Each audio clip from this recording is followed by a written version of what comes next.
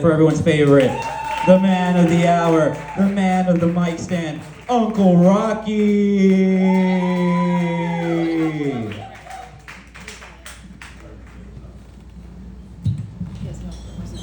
One more time for Uncle Rocky, everybody. Thank you, Rock and Barrel. You know, they say black is slimming. What's Lizzo's excuse? Huh? Ryan, where's Ryan? Yeah. This is old. You're not old, this is old, bro. You're right. I think they're trying to take me out with this wire. That's okay. Hey, so I've been married 40 years. The only reason why I do this is so I can get a word in edgewise. You know, when I was getting married, I went to my old man and I said, Pop, I'm getting married.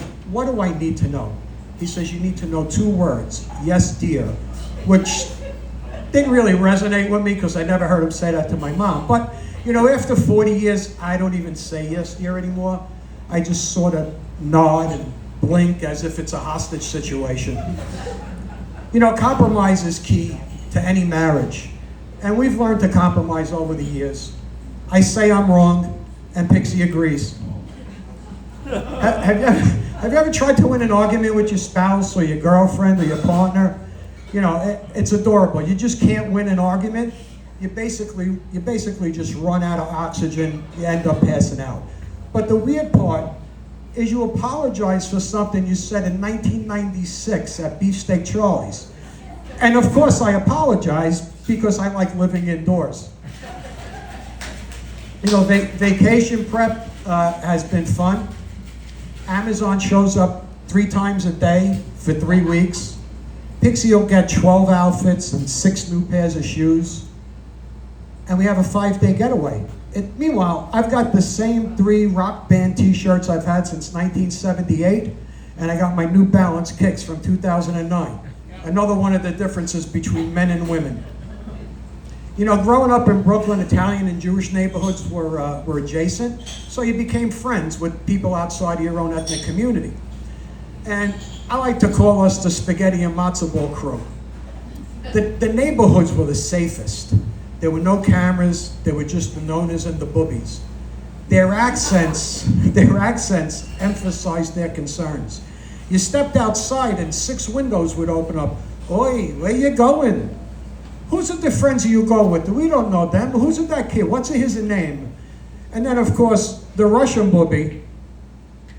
Who's the red-headed kid? We don't know him. He must be Irish. He does not belong here. This was Homeland Security in the 60s. You know, if guilt was a competitive sport, our mothers were Olympic athletes. My mother would say, after everything I do for you, you're going out with your friends, you're gonna leave me and go out with your friends? And my buddy Ira, his mother would say, it's fine, I'll just sit here in the dark and wait to die. Then you'll be happy. My lunchbox included things that other kids' lunchboxes didn't include. I had linen napkins, I had real silverware, I had a little tiny wine glass, and I had 6 meatball sandwiches that I used to sell to the Jewish kids. Have anybody ever been to an Italian wedding? Yeah. These are not so much events as they are marathons.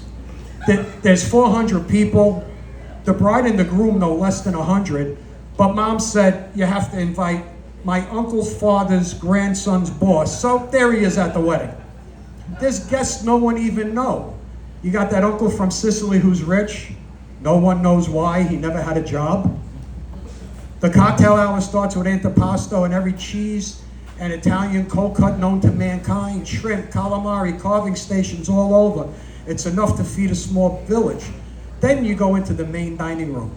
The first course is the pre-pasta pasta. The second course is the pasta. The third course is the post-pasta pasta. We like pasta. Then the surf and turf is served. Italians don't do that dry, rubbery chicken. And we don't waste time on salad. So everyone's stuffed, but it's time to dance. After a few songs, that one drunk uncle gets up and he commandeers the band and he does a very, very bad rendition of My Way in the key of drunk. Then it's the Venetian hour. We drink espresso and eat 40 sugary desserts so we can get wired up enough to drive home. Plus, there's always food to go. There's a little McDonald's stand with burgers and fries. We eat all day. And Italians, we don't bring gifts to a wedding. We bring cash. Only cash. It's got a little sticky note. All it says is congratulations. And you give that to the nonna, which she puts in the silk purse. So she's got the silk purse filled with envelopes of money, and in her purse she's got the 38. Anybody ever been to an Italian funeral?